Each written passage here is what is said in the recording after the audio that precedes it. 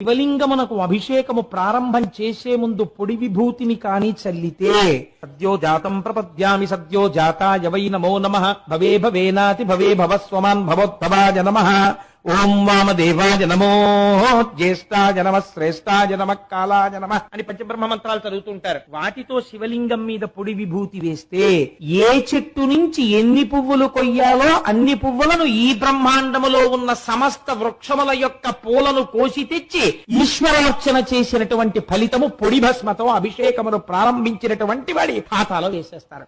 భస్మకున్న గొప్పతనం. విభూతిని నీటిలో కలిపి ఆ విభూతితో నమః సోమాయ చ రుద్రాయ చ నమస్తామ్రాయ చ అరుణాయ చ నమః శంగాయ చ వసుపతయే చ నమః ఉగ్రాయ చ భీమాయ చ నమో అగ్రే వధాయ చ దూరే వధాయ చ నమో హంతే చ హనీయసే చ నమో వృక్షేభ్యో అంటూ అభిషేకం చేస్తే తెల్లటి విభూతిదార శివలింగం మించి కింద పడగానే ఈయన పాపములన్నీ హరిస్తాయి.